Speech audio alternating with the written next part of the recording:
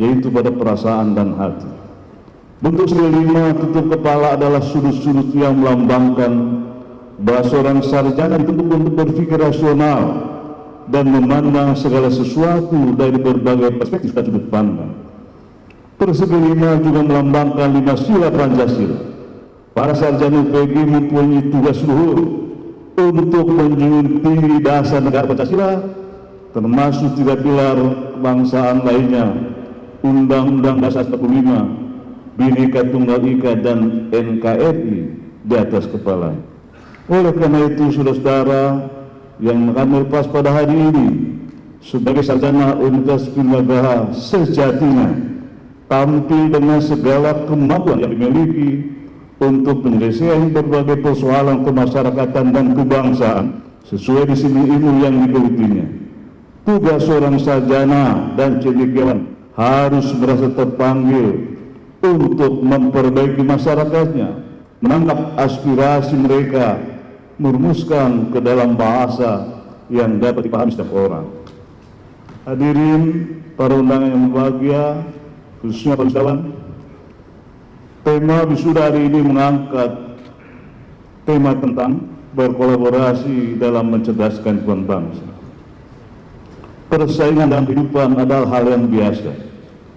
Kita selalu merasakan kompetisi mulai dari sejak sekolah, kuliah, bahkan dalam berkarir sekalipun. Tetapi apakah kompetisi itu selalu bersaing adalah hal yang baik? Persaingan memang memacu kita untuk menjadi yang terbaik dimanapun kita berada. Namun di era digital sepertinya kompetisi itu tidak selalu menjadi pilihan yang tepat. Daripada kompetisi, era digital mengajarkan kepada kita untuk meningkatkan kolaborasi. Jikalau dulu perusahaan berlomba-lomba menciptakan sebuah produk dengan inovasi yang tidak bisa dilawan untuk menarik konsumen, saat ini sepertinya sudah tidak bisa begitu. Kita mendengar istilah open source. Teknologi semacam ini awalnya diterapkan oleh Linux dan Android, sehingga semua orang dapat membuat program atau aplikasi dengan bebas menggunakan basis tersebut. Mereka tidak khawatir terhadap persaingan, tapi hubungan kolaborasi antara pengguna, developer, dan penyedia layanan yang akhirnya justru menghadirkan banyak hal yang baru. Teknologi saat ini berkembang dengan cepat dan sangat maju jika dibandingkan dengan era sebelumnya. Industri 4.0 yang saat ini menjadi kebutuhan banyak orang mengharuskan kita untuk kolaborasi, karena untuk mencapai teknologi industri 4.0 dan juga teknologi maju tidak bisa dicapai hanya dengan usaha dari satu pihak, karena masih terlalu sulit dan perlu usaha bersama untuk bisa mencapainya. Seringkali kita melihat bahwa inovasi itu muncul dari satu figur saja, padahal sebuah inovasi juga muncul dari gabungan banyak pemikiran orang-orang yang berkontribusi di dalamnya. Walaupun jika mengacu kepada sejarah, dulu inovasi memang diciptakan oleh satu figur saja, tetapi ketika dilakukan sendirian, maka sebuah inovasi yang memberikan dampak luar biasa baru akan muncul setelah puluhan tahun dikerjakan secara terus-menerus. Disinilah perbedaan dasar antara inovasi yang diciptakan sendirian dan yang diciptakan bersama atau secara berkolaborasi. Berdasarkan tersebut di atas, dalam upaya mencerdaskan bangsa, kita menempuh jalan kolaborasi. Kompetisi memang hal yang penting, terlebih dalam proses pengembangan atau penciptaan sesuatu. Namun, kolaborasi adalah kunci yang juga penting untuk mengungkap dan mempercepat prosesnya. Hadirin yang saya hormati, tentu para wisudawan selama berkuliah telah mendapatkan kenangan yang baik dan terindah. Seperti sebuah syair lagu dari Samsung. Bila yang tertulis untukku adalah yang terbaik untukmu, kan ku jadikan sebuah kenangan yang terindah dalam hidupku. Warna dibeli elok berlainan, hari ini sungguh berbahagia, hari esok masih panjang perjalanan. Demikian sambutan yang dapat disampaikan pada kesempatan ini. burung cendrawasih terbang melayang, burung gagak terbang tinggi di atas awan. Terima kasih atas segala perhatian. Mohon maaf atas kekurangan. Wallahu muwaffiq ila aqwamit thoriq. Wassalamualaikum warahmatullahi wabarakatuh.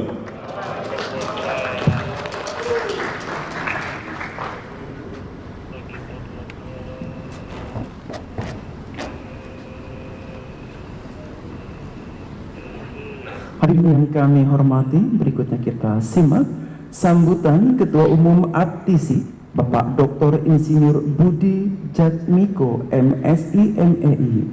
Silakan.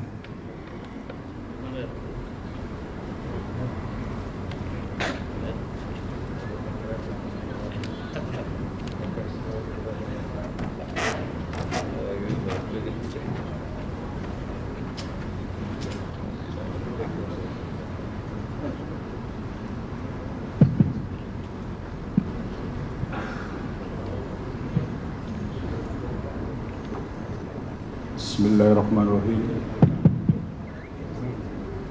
Bismillahirrahmanirrahim. Alhamdulillah wa syukurillah wa salatu wassalamu rasulillah wa ala alihi wa sahbihi wa man wala, la hawla wa la quwata illa billahil aliyil azim. Asyhadu an la ilaha illallah wa asyhadu anna Muhammadan abduhu wa rasuluh. Allahumma shalli ala Muhammad wa ala ali Muhammad. Fil alamin innaka Hamidun Majid. Billahi robba wa bil islami dina wa bi Muhammadin nabiyya wa rasuluh. Rabbi zidni ilman wa zidni fahman. Amin. Yang terhormat Pembina Yayasan Prof. Soleh, terima kasih atas undangannya, Pak Rektor dan segenap anggota Senat yang berbahagia, Ibu PLT L2 Dikti, Bu Dardita yang saya hormati, Pak Wakil Wali Kota, Ketua PISI Banten, para rektor, tamu undangan, dan wisudawan dan wisudawati yang dirahmati Allah. Marilah kita panjatkan puji serta syukur ilahi Robbi Allah Tuhan semesta alam, karena kudrah serta irodahnya pada kesempatan pagi hari ini kita bisa bersilaturahim dalam rangka menghadiri wisuda yang kedua Universitas Lima Agama, Lima Geraha. Ini maksudnya Cilegon atau Serang? Bapak Ibu, slide-nya bisa di ini. Bapak Ibu yang dirahmati Allah, saya diminta untuk memberi orasi tentang kolaborasi mencerdaskan kehidupan bangsa. Tapi terus terang saja saya baru dapat ide tadi habis sholat subuh. Ini apa maksudnya gitu ya. Tapi akhirnya ya nyambung juga gitu. Oleh karenanya Bapak Ibu sekalian, mohon maaf kalau nanti tidak nyambung, tolong disambung-sambung saja. Dan saya tidak akan lama karena saya ditunggu Pak Dirjen untuk meeting jam 10.45. Bapak dan teman-teman yang saya hormati dari wisudawan dan wisudawati, saya tes dulu ya. Sebentar ya. Oke, next saja. Oke, Bapak Ibu dan hadirin, dinamika global terlihat sekali bahwa percikan ketegangan politik domestik di mana-mana, tren people power ada di berbagai negara termasuk Indonesia. Perang dagang lebih mengarahkan politik ekonomi daripada ekonomi murni. Kita lihat geopolitik, geostrategik sekarang dipegang oleh Amerika dan China, dan seluruh negara-negara harus mengikutinya. Perubahan iklim semakin terbatasnya sumber daya alam menjadikan Amerika, China menguasai berbagai negara dan menjadikan negara-negara lain harus tunduk pada mereka. Tantangan populasi, lebih banyak orang yang harus makan, sehingga ini akan menjadi tren dunia bagaimana perkembangan teknologi digital akan menjadi bagian untuk menempati posisi terbaik untuk meningkatkan produksi pangan. Peningkatan kebutuhan bahan bakar dan menurunnya produksi BBM dan mineral menjadikan teknologi alternatif menjadi bagian kehidupan. Next. Ketegangan geopolitik dan geostrategik akan lahir dari beberapa permasalahan-permasalahan yang ujung-ujungnya adalah kekuatan geopolitik dan geostrategik yang bagaimana Amerika dan China menjadi bagian negara yang akan menguasai negara-negara lain. Next. Oleh karenanya, impact Industrial Revolution 4 adalah menjadi bagian yang mempercepat, mengharapkan kita untuk merubah dengan cepat bagaimana ekonomi, bisnis, nasional, sosial, individu, politik, dan education harus melakukan perubahan. Hingga revolusi industri 4.0 dengan COVID memaksa dunia pendidikan berubah. Next, yaitu pendidikan harus mengarah kepada sains dan teknologi yang praktis, melahirkan inovasi dan kesiapan teknologi bagi setiap manusia.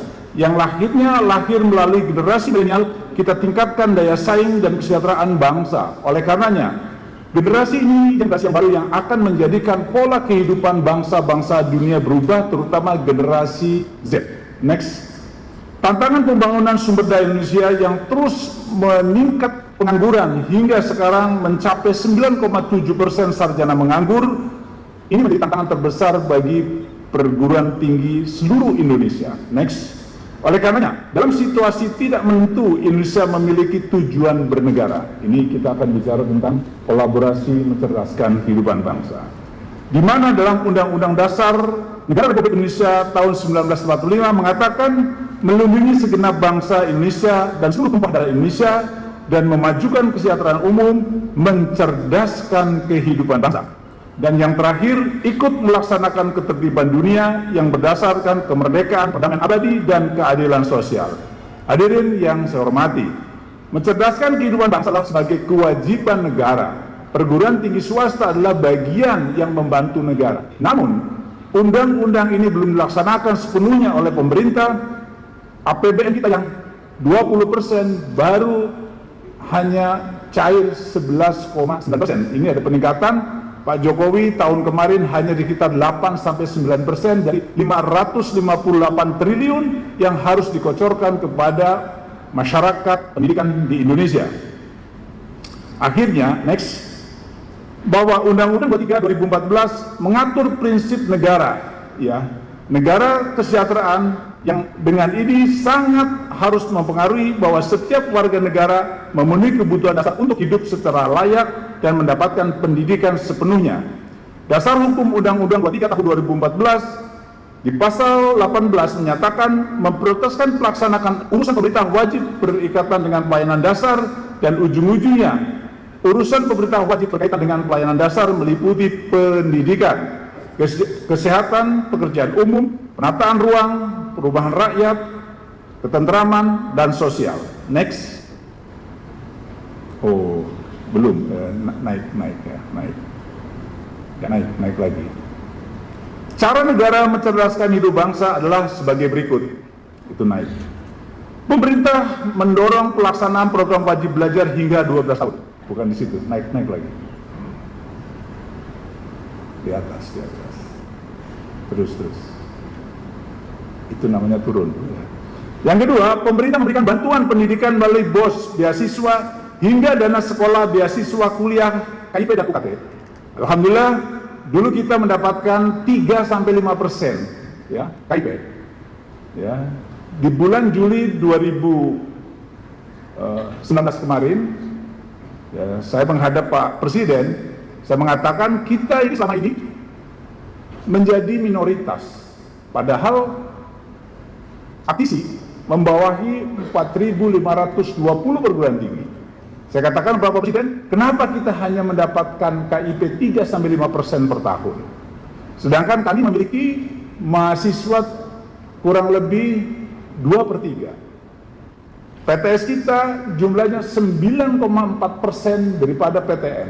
Alhamdulillah Pak Presiden, waktu itu bersama Bu Sri Mulyani mengatakan oke, akan dikasih 50%. Tapi kenyataannya tahun kemarin kita mendapatkan 60% dan alhamdulillah tahun ini, kemarin saya rapat dengan Pak Menteri, kita mendapatkan 70% KIP. Terima kasih Pak Jokowi ya. Yang ketiga, di atas terus masih awal. Ya, terus masih awal, di awal. Oke. Pemerintah melakukan pemerataan pembangunan universitas di berbagai wilayah. Namun antara program Pak Jokowi dengan pemerataan ini menjadi masalah. Pak Jokowi berapa kali meminta saya untuk memergerkan perguruan tinggi hingga 2000 perguruan tinggi.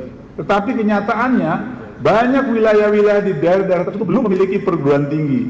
Sehingga bagaimana caranya berkolaborasi antara kehidupan bangsa, PJJ harus dibuka. Pendidikan jarak jauh harus dibuka. Namun kenyataannya, undang-undang menyatakan, peraturan pemerintah mengatakan bahwa untuk melakukan PJJ harus nilainya A. Sekarang nilai C, apapun yang berdasarkan boleh semua. Artinya semua perguruan tinggi hampir melanggar peraturan perundangan. Next, gambarnya Pak Jokowi ya. Ini arahan Pak Presiden bahwa pendidikan karakter menjadi prioritas. Apapun pendidikannya dari TK, SD, SMP, SMA sampai perguruan tinggi, bagaimana caranya pendidikan karakter menjadi kehidupan atau bagian daripada pendidikan itu sendiri. Next, bagaimana menyiapkan sumber daya untuk era industri 4.0 dan society 5.0. Nadiem Makarim, Mas Nadiem, iya, ikutin saya ya, jadi enggak bolak-balik. Prioritas utama perguruan tinggi, Nadiem mengatakan bagaimana di tahun 2045 SDM unggul memimpin masa depan Indonesia. Ini masalah yang sangat penting. Banyak perguruan tinggi melakukan proses pembelajaran yang tidak jelas. Ya. Semalam saya habis meeting sama Bu Irjen, ya, mengatakan begini, ini gimana caranya agar pendidikan ini serius. PTS itu sebagian masih banyak melakukan proses pendidikan yang abnormal. Artinya belajarnya nggak jelas, dapat ijazah. Ini menjadi sorotan utama. Pelakunya hanya sedikit, tetapi menghancurkan proses pendidikan ini kepada semua perguruan tinggi yang ada di Indonesia. Marilah kita bersama-sama bagaimana melakukan kejujuran dalam proses pembelajaran sehingga pembelajaran itu menjadi benar. Sehingga kolaborasi untuk melakukan kehidupan bangsa menjadi baik, bagaimana kita menjadi bagian yang terbaik dari proses pendidikan itu. Kemudian Nadiem mengatakan bahwa proses utamanya adalah pembinaan, pembelajaran, mencetak karakter mahasiswa perguruan tinggi. Bagaimana mungkin mencetak karakter mahasiswa sementara dosennya tidak berkarakter, sementara dekannya, ketua prodinya, rektornya, ketua yayasan tidak berkarakter. Inilah yang harus kita rubah. Bagaimana kita merubah wajah pendidikan Indonesia menjadi benar dan baik. Kampus Merdeka dan Merdeka Belajar adalah bagian yang diinginkan oleh Nadiem Makarim. Next, yaitu di mana tujuan pendidikan tinggi intinya adalah bahwa ingin melahirkan manusia bertakwa, at-tatakun. Ya, di sini perlu roadmap. Kalau seorang Muslim roadmapnya, "Dzalikal kitabu la raiba fihi hudal muttaqin." Mestinya Al-Quran menjadi petunjuk jalan kehidupan yang benar. Mestinya kampus dosen menjadi petunjuk kehidupan jalan yang benar. Jika tidak, yaumil akhir akan menuntut kita semua. Bapak Ibu hadirin rahimakumullah, sistem dan proses pembelajaran pendidikan tinggi menginginkan mahasiswa lulusannya menjadi orang yang berakhlak mulia, sehat, berilmu, cakap, kreatif, mandiri, terampil, kompeten, dan menjadi warga negara yang demokrat, bertanggung jawab, dan berbudaya untuk kepentingan bangsa dan negara. Sehingga diharapkan mahasiswa bersama kurikulum, bersama Tridharma melahirkan sebuah fenomena di mana literasinya berubah, big data, teknologi, manusia yang selalu berubah, dan ujung-ujungnya nanti ijazah tidak dipakai, yang dipakai adalah sertifikasi kompetensi. Next. Ya, lewatkan saja. Nggak bisa dibesarin. Dibesarin. Itu di ujungnya itu sana. Ujungnya, gitu dong. Waduh, dari tadi. Oke, next.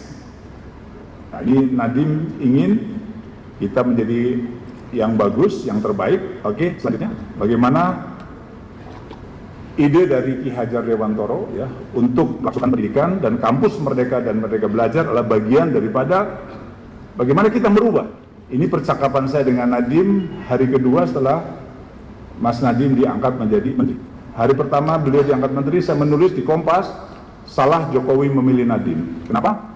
Padahal di bawahnya saya menguji dia. Tujuannya aja mempercepat proses pembelajaran digital. Tapi kenyataannya sampai hari ini dikti masih lambat. Ya. Algoritma masih banyak yang lambat. Kenapa? Ini yang harus dirubah. Ini yang harus berubah. Sekarang play offline, artinya cepat, segala surat menyurat itu cepat, tetapi kenyataannya tidak. Inilah yang menjadi tuntutan, dan hari Jumat saya akan bicara dengan Pak Menteri tentang ini. Ini harus dirubah semua. Semua serba cepat, tidak boleh lambat. Oke, next. Lahirlah generasi-generasi yang penting, yang memiliki generik kompeten dan profesi masa depan, di mana communication, collaboration, creative thinking, critical thinking, competition, dan lain sebagainya ini menjadi bagian. Kampus-kampus yang tidak mengajarkan hal semacam ini sudah pasti akan menghasilkan pengangguran. Karena zaman sudah berubah, kompetisi sudah berubah, kolaborasi menjadi bagian. Tadi Pak Soleh sudah mengatakan gitu. Kolaborasi menjadi bagian tentang kehidupan di era disruption. Next, maka harus lahir yang disebut dengan digital leader yang berbasis artificial intelligence. Program studi apapun, perguruan tinggi apapun yang tidak mengajarkan tentang artificial intelligence sudah di end. Dosen yang tidak memahami tentang artificial intelligence sudah nggak usah ngajar lagi. Karena apa? Menjadikan mahasiswa kita bodoh, nggak ngerti masa depan. Mereka harus mengajarkan disruption era, mereka harus mengajarkan industry revolution, mereka harus mengajarkan digital transformation. Mereka lah anak milenial, generasi saya yang keinginannya dan harapannya berbeda dengan generasi saya yang generasi baby boomer yang lahir tahun 1960. Maka cara mencerdaskan kehidupan bangsa berubah. What we need, competitive advantage human capital. Di situ penting adalah digital leader. Next, Industrial Revolution 4.0 menghasilkan manusia yang memahami digital dan teknologi dan digital ekonomi, di mana Internet of Things, artificial intelligence, new material, big data, robotic, augmented reality, dan semuanya menjadi berubah kepada e-learning. Ya. Kurang lebih, cloud computing akan menjadi bagian daripada kehidupan kampus-kampus. Kampus berbasis tembok akan hancur, lahir kampus yang berbasis cloud, kampus berbasis awan. Dosen akan berkurang hingga 30-50%. Mahasiswa tidak akan mendatangi kampus, tetapi aturan dikti standar nasional masih katrok. Masih menggunakan kelas ukurannya berapa jumlah buku, berapa ruang administrasi, bagaimana ruang perpustakaan. Ini semua sudah berubah. Jadi karena hancur dari tahun 2017 sudah berubah. Dikti kita, ban kita, SNP kita berubah. Kemarin saya diminta mengisi di SMPT dan saya kritik bahwa ini harus lakukan perubahan. Next, kenapa ijazah universitas tidak diperlukan lagi? Ya, next, silakan lihat Google, ya, Apple, dan berbagai negara sudah mengatakan, ayo Anda bekerja di Amerika, nggak usah datang. Saya tidak tanya ijazahmu, tapi uji kompetensinya ada atau tidak. Jadi, Pak Eko, dosen-dosen yang tidak memiliki kemampuan untuk mengajar praktis, mohon maaf, tahun depan harus parkir, ya, di-upgrade, kasih waktu kesempatan, tidak buang, karena mahasiswa kita tidak boleh menjadi pengangguran. Next, lahir cara baru mencerdaskan kehidupan bangsa. Massive online open course menjadi bagian. Kelas jauh yang dulu dikejar-kejar oleh dikti sudah out of date. Negara-negara lain sudah melakukan dari tahun 2013. Mereka sudah mengajar berbagai tempat. Kita masih ya kucing-kucingan. Ya. Jadi saya katakan dulu zamannya Pak Satrio, Mas, kenapa kita lakukan? Karena PTS sebagian banyak yang nakal. Ya, sering masih nggak apa-apa. Tapi masalah adalah nggak pernah belajar, ijazah langsung keluar. Nah, itu kan masalah besar. Baik Bapak Ibu, next kita lihat bahwa program inovasi pembelajaran di Dikti sudah ada. Next, ya. Menuju Institut Pendidikan Cyber Indonesia sekarang menjadi bagian, dan APTISI sekarang sudah membuat program Learning Management System. Insya Allah Januari kita akan sebarkan gratis. Ya, next. Inilah bagian manfaat Institut Pendidikan Cyber Indonesia yang nanti akan menjadi bagian kehidupan kita bersama. Next, inilah roadmap bagaimana perguruan tinggi berbasis cyber di akhir 2025 akan lahir intelligent learning. Ya, saya nanti mungkin bisa buka di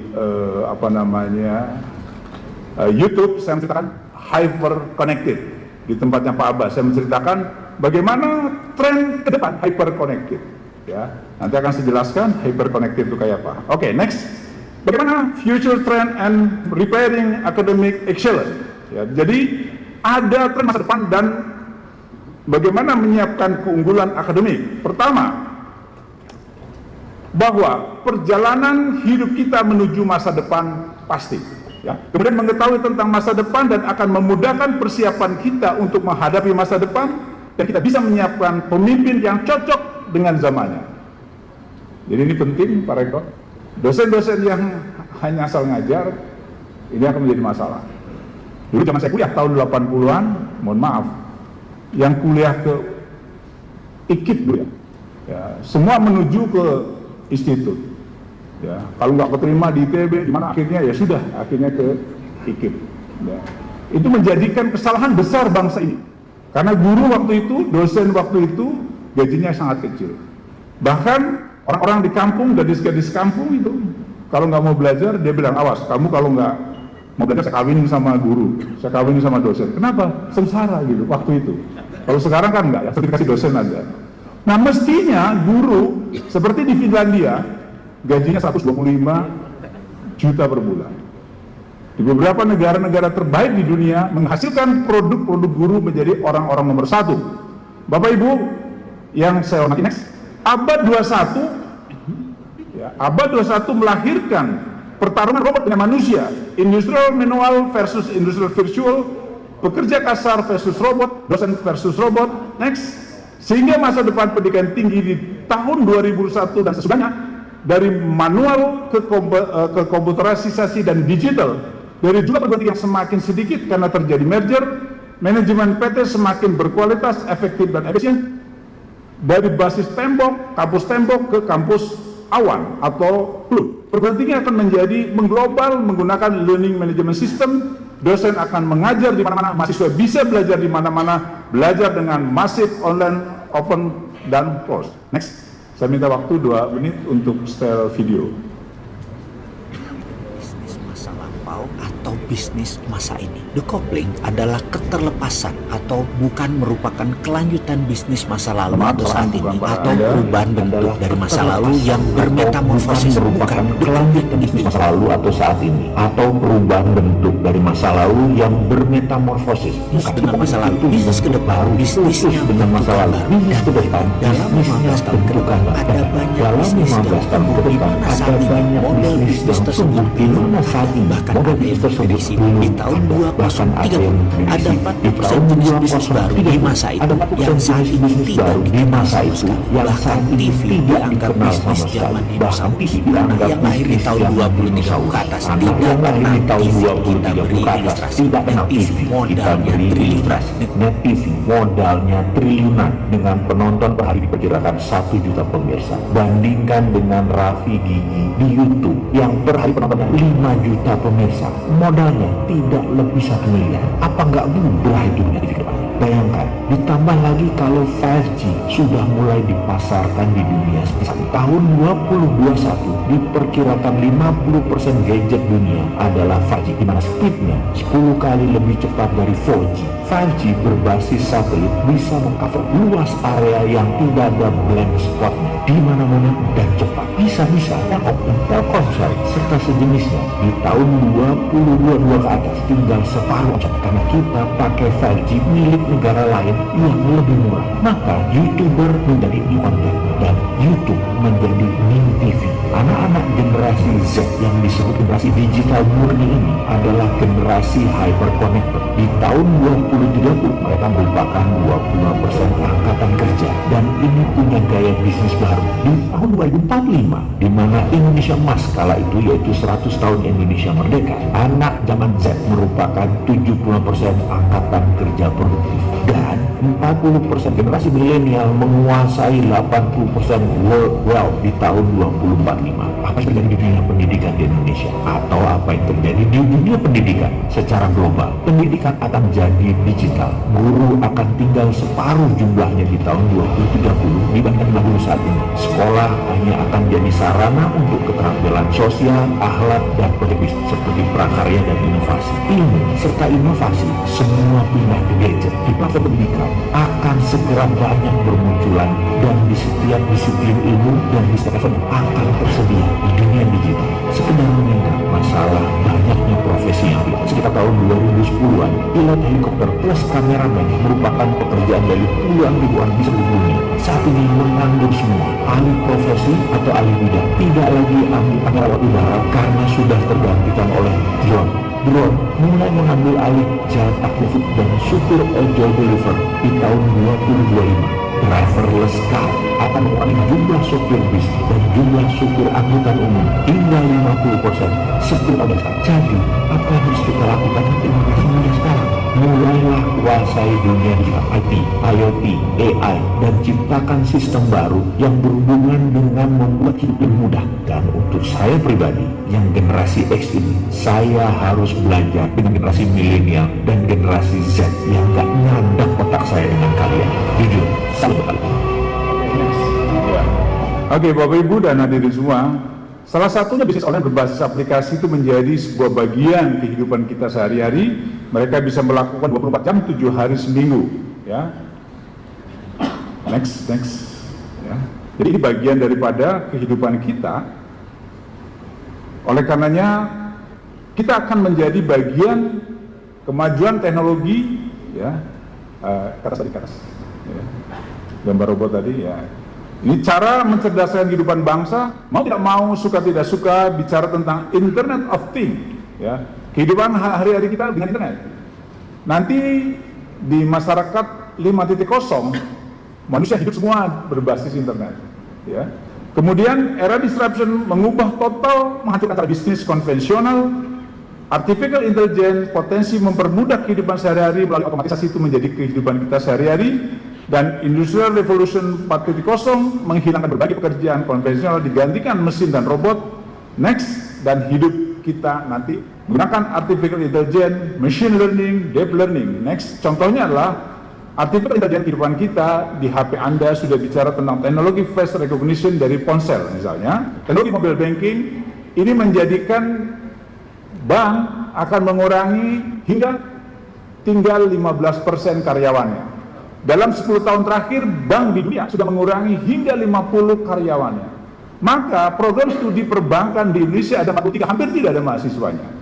Next, inilah teknologi rekomendasi produk pada halaman e-commerce menjadikan kita nggak usah belanja ke mall-mall besar, akhirnya pada tutup mall-mall. Next, contoh machine learning, yaitu optimisasi iklan dalam strategi digital marketing sudah menjadi enak karena sudah ada strategi digital marketing. Juga bagaimana kita keluar negeri walaupun Anda tidak bisa berbahasa Inggris dengan software terjemah ini bisa menjadi bagian daripada kehidupan kita. Next, juga pada contoh deep learning, ke atas bukan situ. Ya, deep learning. Siri dan Apple dari Apple nanti high flag ada cara pembelajaran 3. Pertama tatap muka, kemudian kedua dengan online system, yang ketiga dengan hyper fleksibel. Jadi mahasiswa bisa bertanya dengan dosennya yang menjawab Siri seperti Apple, yang disebut dengan deep learning, machine learning. Jadi kita sudah mentransformasi pengetahuan kita kepada komputer. Anda sebagai dosen tidur, mahasiswa bertanya, nanti bisa dijawab. Ini masa depan. Nanti ada beberapa YouTube saya menceritakan tentang itu. Konsep pendidikan tinggi ke depan, ya. Bagaimana dosen-dosen sudah tidak tren lagi ngajar 14 kali pertemuan dengan pertanyaan. Ya, mohon maaf sekali. Belum mengatakan dosen, guru semacam itu kapok. Jadi dosen yang bertanya tentang apa yang diajarkan itu disebut dengan, mohon maaf, low order thinking. Ya, menurut Bloom, bukan saya. Tapi sebagian dosen kita, yaitu ya, beli diktat dosennya, suruh anak-anak beli baca diktat. Diktatnya sudah 20 tahun yang lalu, suruh dibaca, terus keluarnya di situ. Katro. Sekarang biasakan high order thinking, ngajar memberi contoh sekaligus mahasiswa disuruh membuat creative atau kreativitas, membuat sebuah sesuatu yang seperti para ahli, semisal dia mengevaluasi dan lain sebagainya. Next. Nah, bagaimana transformasi? Kita lihat old school dan new school. Sekolah masa lalu, lahir Bluebird, ya. 195 perusahaan taksi di Indonesia, hanya 15 yang sisanya. Salah satunya Pak Joko, pemilik Bluebird. Kalau saja Nadiem belajar ke Pak Joko, apa yang katakan Pak Joko? Silakan buka taksi, kamu beli taksi 150 taksi, kemudian lahan, platnya harus kuning, harus rekrut sopir dan sebagainya. Untung Nadiem tidak belajar sama dia belajar di Harvard, dia belajar tentang bagaimana transformasi berbasis digital, akhirnya lahirlah Gojek dan sebagainya. Inilah new school, cara ngajarnya dosen berbeda dengan cara old school. Contoh hotel, ya, IBIS misalnya, itulah cara ngajar sekolah masa lalu. Sekolah masa depan lahirlah Traveloka. Apa yang terjadi? Hampir 47 program studi, ya, tentang perhotelan, ya, perjalanan wisata tutup, nggak ada mahasiswanya. Kenapa? Lahir Traveloka, lahir tiket.com, lahir Red Doors dan lain sebagainya. Retail juga sama. Superindo, Carrefour, hampir seluruh Indonesia tidak ada pengunjungnya. Karena lahir teknologi baru, Shopee, Bukalapak, Tokopedia dan lain sebagainya. Next, akhirnya wajah kegiatan ekonomi berubah. Ya, apa yang disebut dengan kolaborasi. Nanti tidak punya apa-apa, berkolaborasi dengan semua supir Gojek dan Ojek. Keuntungannya hanya 2,5%. Berapa keuntungannya Nadiem? Dalam 1 tahun dia menghasilkan 1,23 triliun. Ya, oke. Wajah ekonomi kita sudah berubah. Sharing ekonomi atau collaboration, education, government, cloud collaboration, marketplace dan lain sebagainya. Next. Biar cepat. Nah, oke, sekarang sudah berubah. Bisnis zaman now. Saya minta 2,5 menit Bapak Ibu sekalian. Nah, ini agak katros sedikit ya, ininya jadi lama.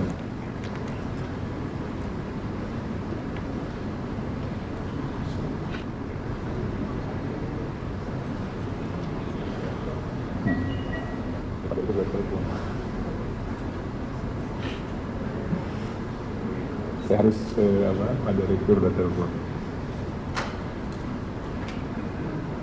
Oke, ini karena waktu ya, saya harus Pak Direktur ini udah telepon di Dikti. Gak apa-apa, kalau belum itu gak apa-apa, saya akan cerita yang lain.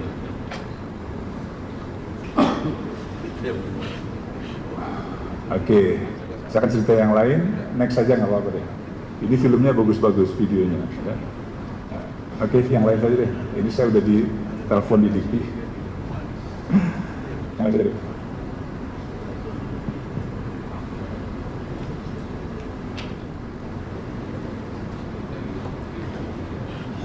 Udah, yang lain aja, nggak apa-apa. Ini sayang sekali saya punya 7 film bagus sekali. Oke, saya mau ceritakan tadi Nadiem melahirkan yang disebut unicorn, ya. Dia menghasilkan 14,1 triliun per tahun rata-rata. Jadi 1 bulan Nadiem ya untungnya 1,2 triliun ya, 1 bulan. Ya. Oke, next. Ya, ini juga film bagus. Jadi ini nanti ke depan bagaimana kondisi pendidikan di dunia. Oke, terus saja langsung next. Oke, next. Aduh, ya, terus ini penghasilannya Nadiem. Ini film bagus sekali. Ini menceritakan bahwa kondisi perguruan tinggi. Nah, ini banyak tidak dimiliki oleh orang-orang Dikti. Maka arah kebijakannya jadi salah. Ya. Saya menceritakan bagaimana konsep-konsep pendidikan yang masa depan, ya, dengan audit reality. Semuanya berubah. Sudah tidak ada ukuran-ukuran fisik. Kita sekarang kalau Bapak Ibu mau buka prodi dan sebagainya, semua fisik semua. Dosen harus linear juga tidak jelas. Ya, hari ini kita akan mengobrol dengan Pak Dirjen, dengan Pak Direktur tentang linear. Saya gugat salah linearitas yang dilakukan oleh Dikti. Ya. Hampir semua nanti akan berubah, yang namanya pengajuan prodi dan sebagainya, semuanya otomatisasi. Saya sudah minta 5 Januari ini harus sudah berubah. Dan hari ini, siang ini kita akan bicara tentang itu, dan hari Jumat kita akan praktekkan Dikti. Saya diundang oleh Pak Dirjen. Ini nggak bisa di-setel kan? Oke, coba saja. Yuk. Next. Oke, cepat saja. Next. Lanjut lagi. Next. Terus. Ya, ini yang harus dimiliki. Semua kampus harus mengajarkan complex problem solving, critical thinking, creativity, people management, emotional intelligence, education, cognitive flexibility. Jika tidak, sudahlah, kampus ini akan bermasalah. Ya, oke, next. Saya mengingatkan, didiklah anakmu sesuai dengan zamannya. Sungguh mereka akan menghadapi masa depan yang berbeda dengan zamanmu. Ali bin Abi Thalib mengatakan. Jadi jangan ajarkan diktat yang sudah 45 tahun. Ajarkan sesuatu yang baru. Saya masih banyak Anda ngajarin marketing dengan cara Kotler. Anda mengajarkan teori politik dengan Senzu.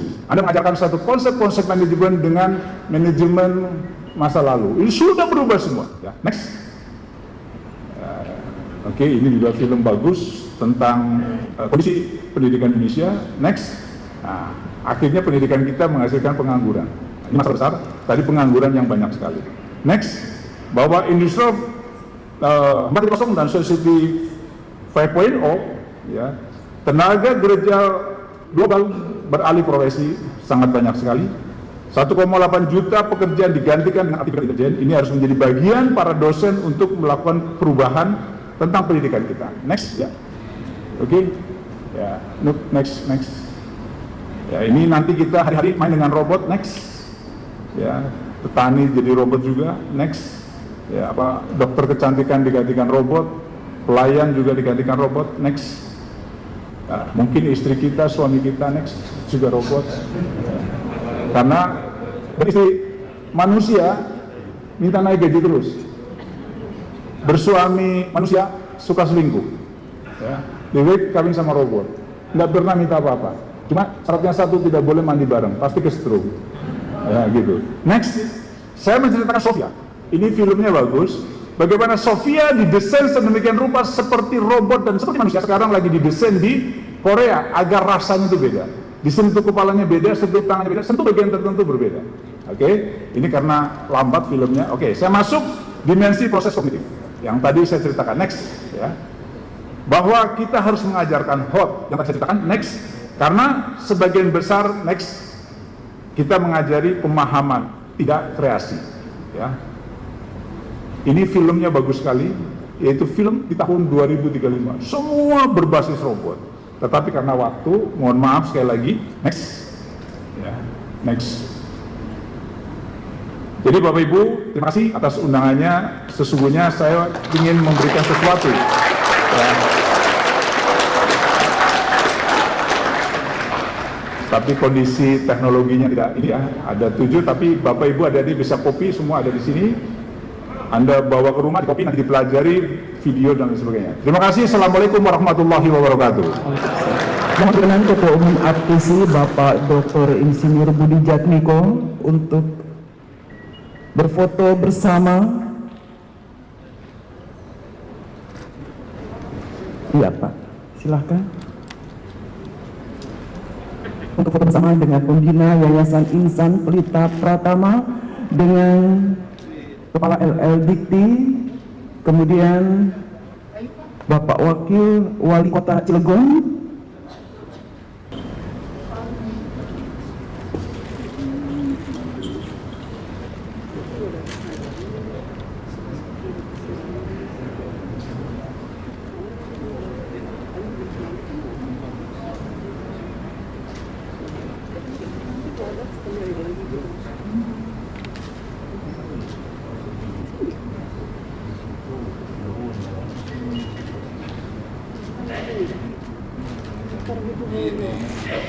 yang tengah Abah Komar ya.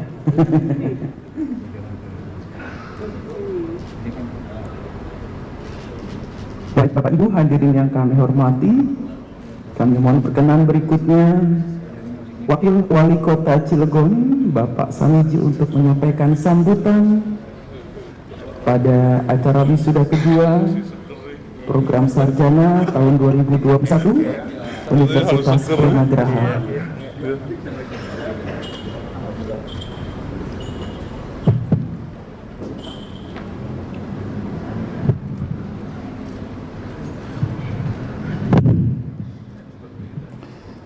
Bismillahirrahmanirrahim. Assalamualaikum warahmatullahi wabarakatuh.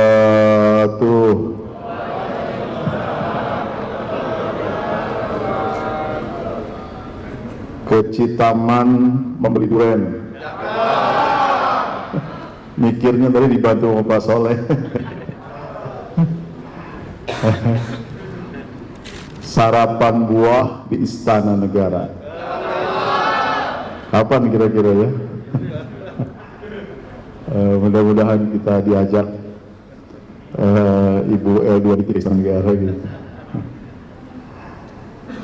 Kalau masa depan mau keren, mari kuliah di Primagraha.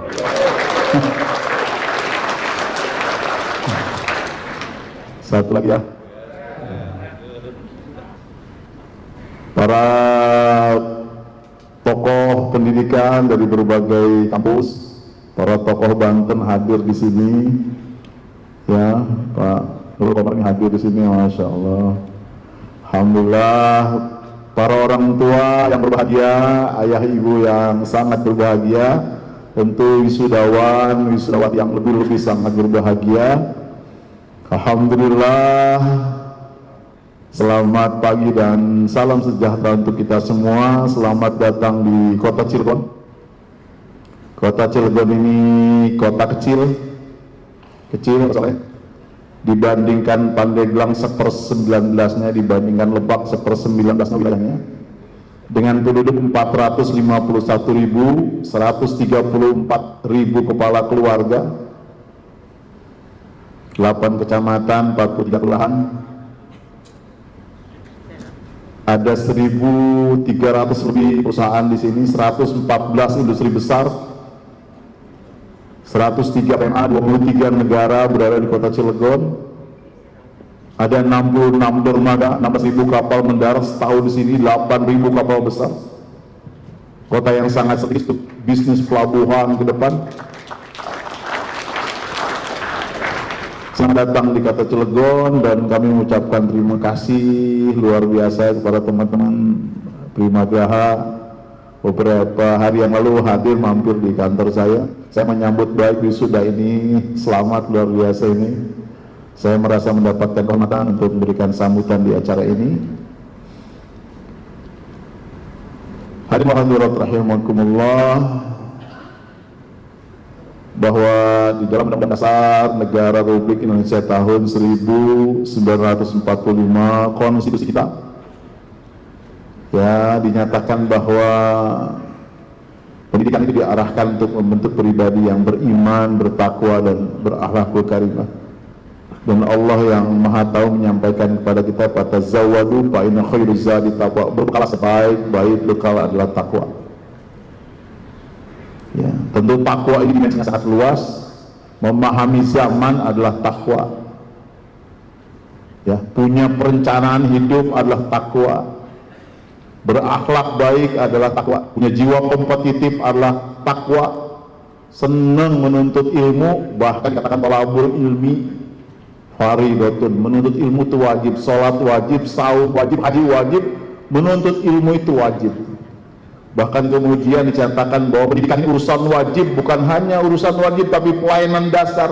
Bukan hanya pelayanan dasar, dia pelayanan dasar yang pertama. Jadi kita sedang bekerja di dunia pendidikan adalah pekerjaan terbaik, amal terbaik untuk bangsa dan negara.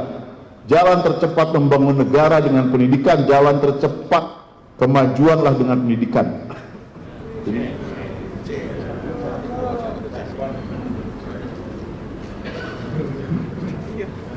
Usai foto bersama, mohon berkenan berikutnya yang akan menyampaikan sambutan adalah PLT Kepala Lembaga Layanan Pendidikan Tinggi, Pembina Yayasan Insan Pelita Pratama Indonesia, Bapak Profesor Dr. Soleh Hidayat MPD.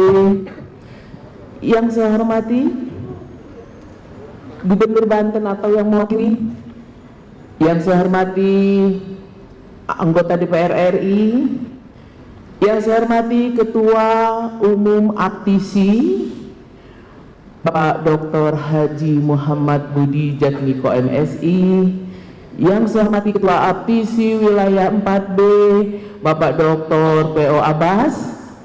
Yang saya hormati Bupati Kabupaten Serang. Yang saya hormati Wakil Wali Kota Cilegon. Yang saya hormati para pimpinan perguruan tinggi. Yang saya hormati Bapak Rektor Universitas Primagraha beserta jajarannya, para wakil rektor, para dekan. Yang saya hormati ketua dan anggota senat, para dosen dan tenaga pendidikan Universitas Primagraha.